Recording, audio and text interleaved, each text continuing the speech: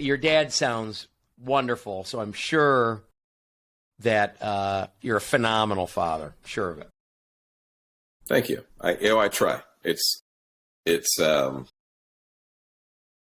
takes a lot of balance, and when I had my USL soccer team, my daughter Jordan was my assistant general manager, and so it was great to watch her grow and manage coaches and in the front office and contracts and ticketing and so again, a lot of these business ventures that I'm involved in, it's an opportunity for me to work with my kids, spend quality time with them, and for them to get to see the human.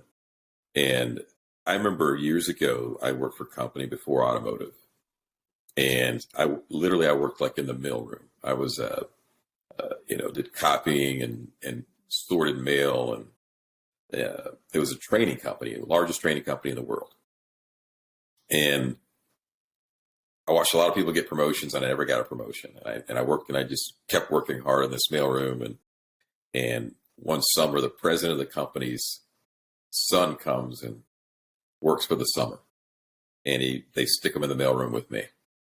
And this kid, had some issues, and never was interested in working for the company.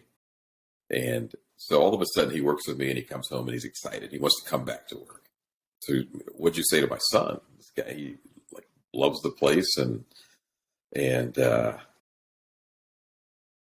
he never loved it before.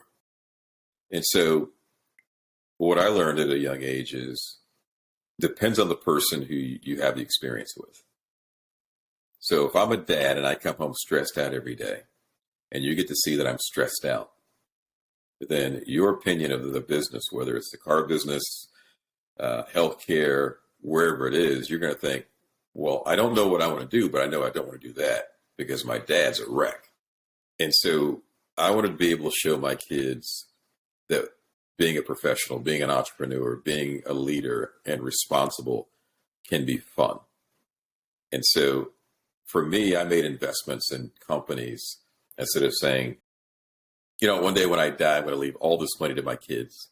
Instead, I said, I'm going to create opportunities that I get to work with my kids.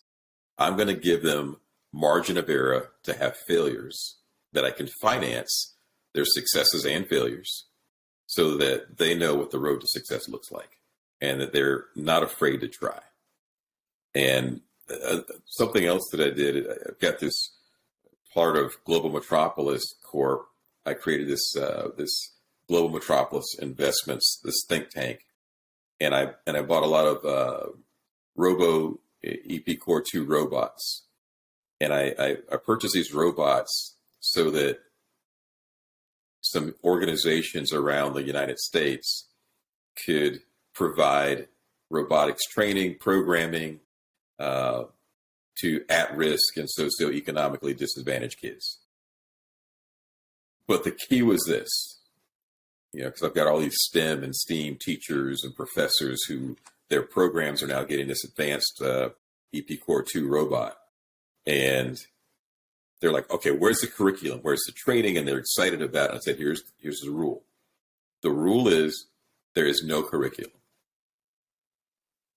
Well, how are they supposed to learn if there's no curriculum? I mean, there's got to be a book, and there's got to be training, and there's got to be... Look, the requirement is this.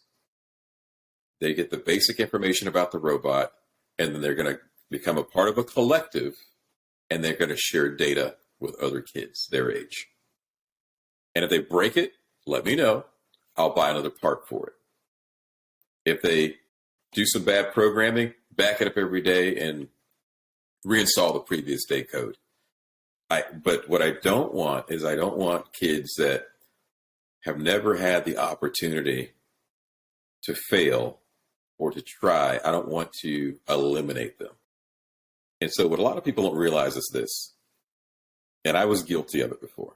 You say things like, pull yourself up by your bootstrap. Kid didn't even have a bootstrap. If he had one, he'd be scared to pull on it because it would be his first bootstrap. Right. And so I see the fear in people, even in kids, because they've never been allotted the opportunity to try something and break it or fail. And the it's okay first to time fail. they get in that, It's okay. Fail forward. It's okay. Yep. And so it was eye-opening for me. I didn't even know what I was doing at the time, how much of an impact it was going to make on some of these kids. And so you would see a kid in the room and they would send you updates, and this kid's quiet. The next thing you know, their hands are on something. Next thing you know, they're coding something. Next thing you know, they're on their way and they're part of some code camp and they've already moved on because they had an opportunity to touch something, to be a part of something that they realized they could do it. And they had that spark to go out on their own and make it happen. Because if someone gives me a big old, 600-page coding book full of code in Python, it might intimidate me. But if I'm watching YouTube videos, I'm hanging out with my friends, we're laughing, we're talking, we're building a robot, we're making it do fun things, I'm going to go every time I get a chance and find something else cool to make that robot do. To the point where now I know every single code. I know about Linux, and I know what I'm doing. Just because it's fun, and I had an opportunity to not get in trouble if I didn't learn that guy's way. The Victor Young robotics method. If I can't learn the Victor Young robotics method, then clearly I'm a failure and I just need to quit. This has been Jeff Stearns, Connected Through Cars.